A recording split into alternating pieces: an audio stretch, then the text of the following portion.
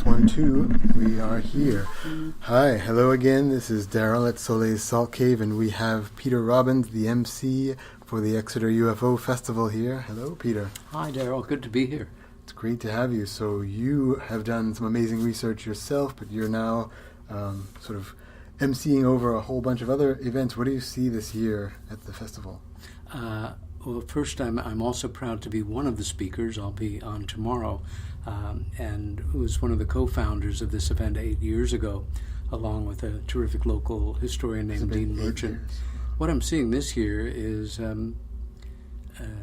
wonderful result of the hard work of the Kiwanis folks who have spearheaded, and their volunteers have made this happen. And a change that I've seen in a number of places over the years for communities that very rightly own the rights to have an event like this. A town outside of Portland, Oregon called McMinnville, a small hamlet in New York State called Pine Bush, which has a phenomenal high number of confirmed UFO sightings and events. Roswell, New Mexico, of course, better known than any other place, where a community has a UFO event of some notoriety in its background, in the case of Exeter, 2 events, and where the community understandably is mixed. Did it happen? Didn't it happen? Is it real? Isn't it real? Should we be proud of it? Should we be embarrassed that people are laughing at us?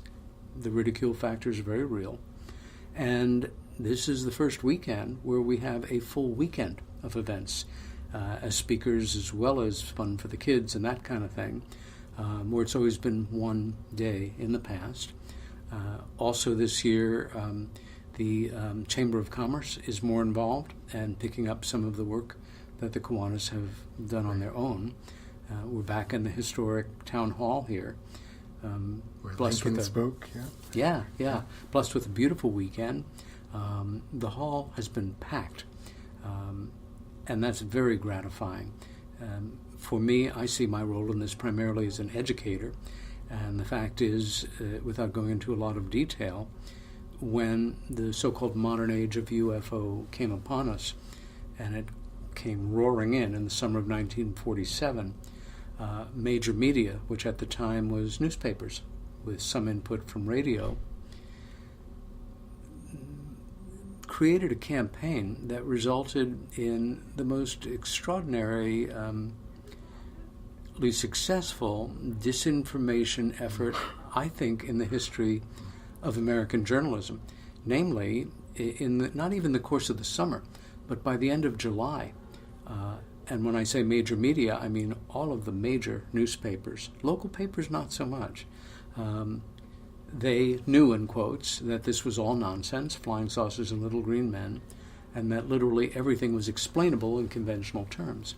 Ridicule being what it was, people's more innocent time. These are our news sources, and, good, one less thing to worry about.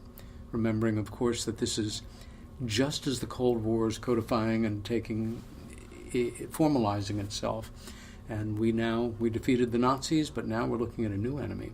And I think the government most certainly knew that we were dealing with a truly anomalous intelligence from parts unknown, and either passively allowed this to happen in the press or quietly encouraged them, with or without the knowledge of leading people in the media, and called to their patriotism in a way. And you know what?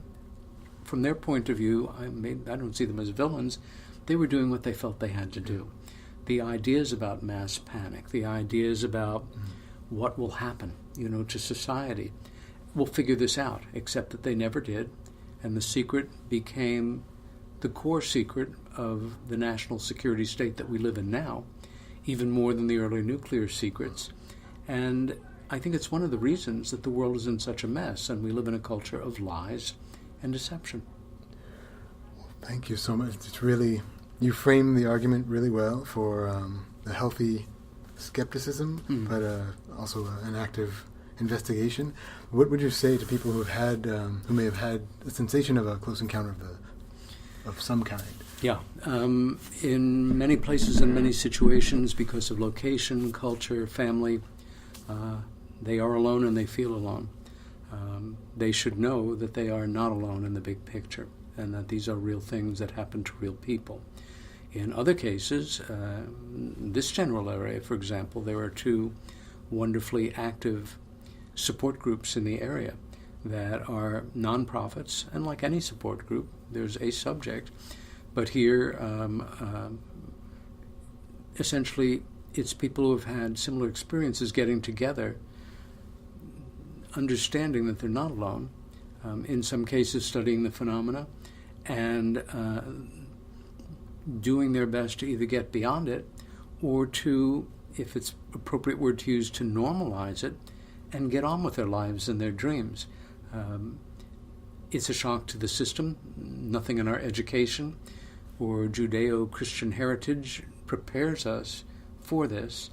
And as a humanist, I'm less concerned with who they are and what they're about than a lot of my colleagues, and more interested in humanity taking the subject more seriously, not reacting to the conditioning that we, our parents, our grandparents have been subjected to in this country, and know that there is more to heaven and earth than we not only imagine but can imagine.